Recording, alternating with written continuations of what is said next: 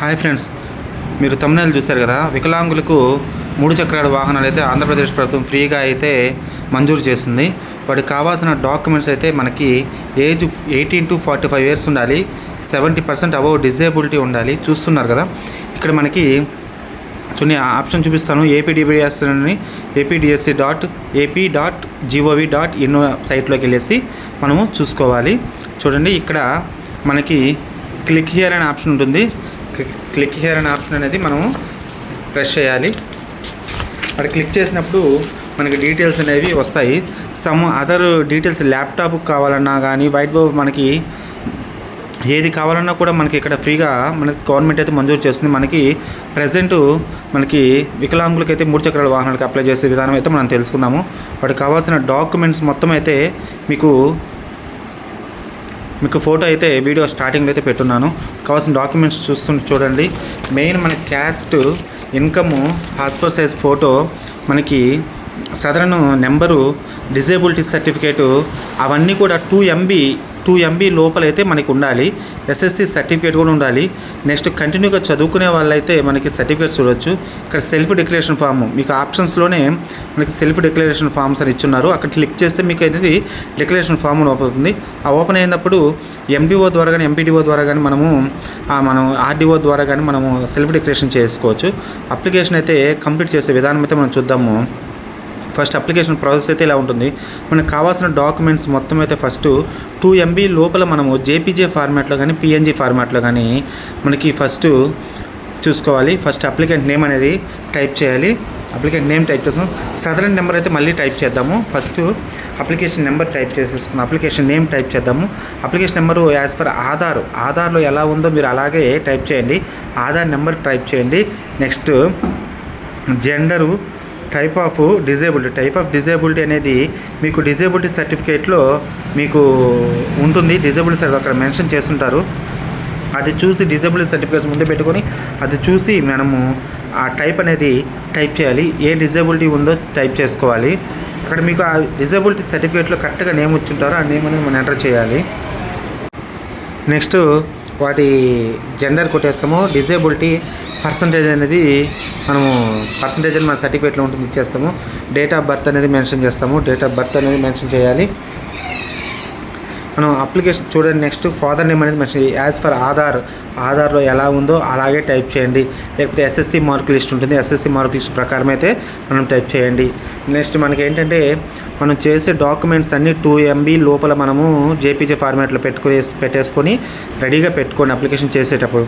Next date of birth, marital status పెడతాము. Next caste అనేది మనకి చూస్తాము.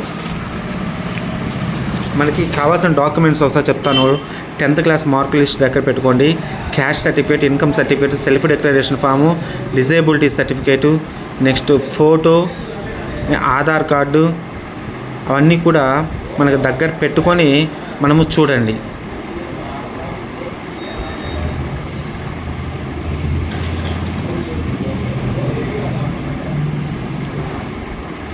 డాక్యుమెంట్స్ అయితే మనము చూడండి.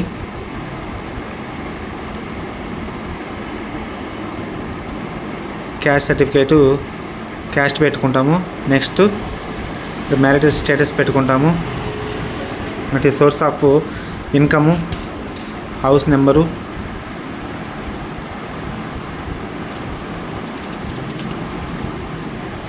మన సర్టిఫికేట్స్ అన్నీ దగ్గర పెట్టుకొని చేసుకోండి.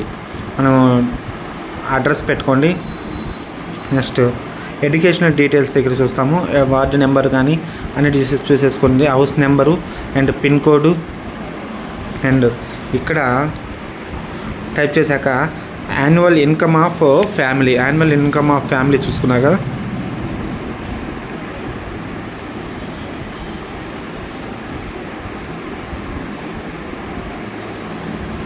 ప్రజెంట్ క్లిక్ చేసిన ప్రజెంట్ అడ్రస్ వచ్చేస్తుంది. యాన్యువల్ ఇన్కమ్ చూడండి, ఇన్కమ్ సర్టిఫికేట్లో ఉంటుంది.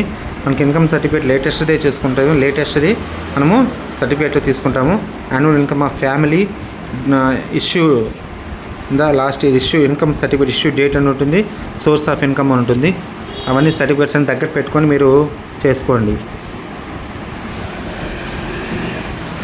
మనకి గవర్నమెంట్ ద్వారా మనకి 3 చక్రాల వాహనం వస్తుంది కదా, 3 వీలర్ వచ్చినప్పుడు దానికి లైసెన్స్ ఎల్ఎల్ఆర్ కానీ డ్రైవింగ్ లైసెన్స్ అని కంపల్సరీగా మనకి ఉండాలి. ఎల్ఎల్ఆర్ అప్లై చేసుకొని ఉంటే ఎల్ఎల్ఆర్ అని సెలెక్ట్ లైసెన్స్ టైప్ అని వస్తుంది కదా. చూడండి, యాన్యువల్ బిలో ఇన్కమ్ ఎంత ఉందో చూడండి. ఇన్కమ్ సర్టిఫికేట్లో ఉంటుంది కాబట్టి దాన్ని వేసేసుకోండి. నెక్స్ట్ ఎల్ఎల్ఆర్ టైపు ఎల్ఎల్ఆర్ ఉంది, ఎల్ఎల్ఆర్ నెంబర్ అయితే ఎంటర్ చేసేసండి. ఆ డ్రైవింగ్ లైసెన్స్ ఉంటే డ్రైవింగ్ లైసెన్స్ నెంబర్ అనేది మనం ఎంటర్ చేయాలి.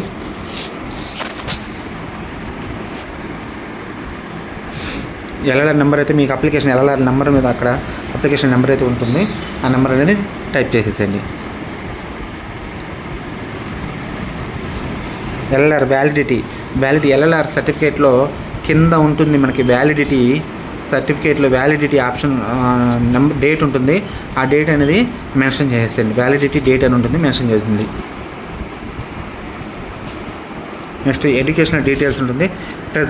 ప్రజెంట్ మీరు చదివే వాళ్ళు అయితే ప్రజెంట్ మీరు చదువుతుంటే 18 అబోవ్ వాళ్ళ నుంచి అప్లై చేసుకున్నారు కదా, ప్రజెంట్ కాలేజీలో కానీ ఎక్కడ మీరు చదువుతున్నారంటే స్టడీ డీటెయిల్స్ అనేది ఇచ్చేసేయండి. స్కూల్ నేమ్ ఇచ్చేసేయండి. అడ్మిషన్ నెంబర్ ఉంటుంది, మీ అడ్మిషన్ నెంబర్ మీకు తెలుసు కాబట్టి ఇచ్చేసేయండి.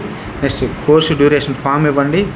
From course name, course duration from to, for example degree చదువుతున్నారు అనుకోండి, డిగ్రీ 3 years ఉంటుంది.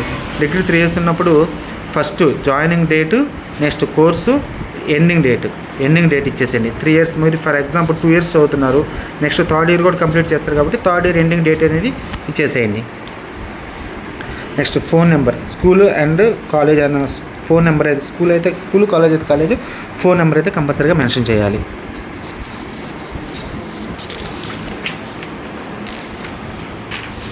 నెక్స్ట్ ఇక్కడ చూసాం కదా, ఇంకా మీకు చెప్పాను అలాగే disability certificate, Aadhaar card, SSC mark list, cash certificate, passport size photo, latest income certificate, bona fide certificate present చదువుతున్న వాళ్ళైతే బోనఫైడ్ ఉంటుంది, చదవకుండా ఉన్న వాళ్ళకైతే బోనఫైడ్ అయితే ఉండదు.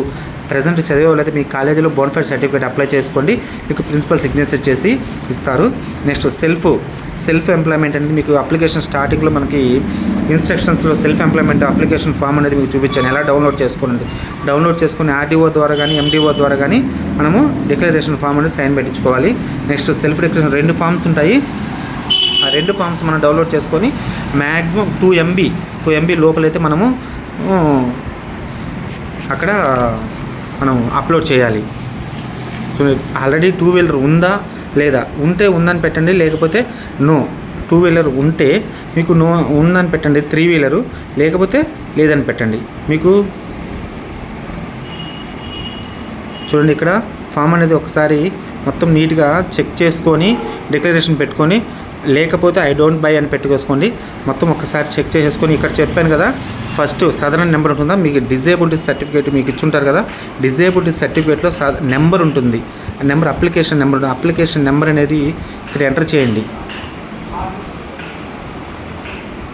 అప్లికేషన్ నెంబర్ ఎంటర్ చేసినప్పుడు ఆ అప్లికేషన్ నెంబర్ మీకు తీసుకుంటేనే మీకు అప్లికేషన్ అనేది ఓకే అవుతుంది. సాధారణ నెంబర్ కొట్టగానే మనకి వ్యాలిడా ఇన్వాలిడ్ అనేది ఆటోమేటిక్గా మనకి చూపిస్తుంది. సో చూడండి, అన్నీ ఒకసారి చెక్ చేసుకుంటాము. చెక్ చేసుకునేసి అన్నీ అయితే మనం చూడండి, వ్యాలిడ్ కొట్టేసాము, వ్యాలిడ్ అయిపోయింది అంటే మన సర్టిఫికేట్ వ్యాలిడ్లో ఉంది. అంటే మనకి చూడండి 70% డిజేబిలిటీ అబోవ్ ఉండాలి, 18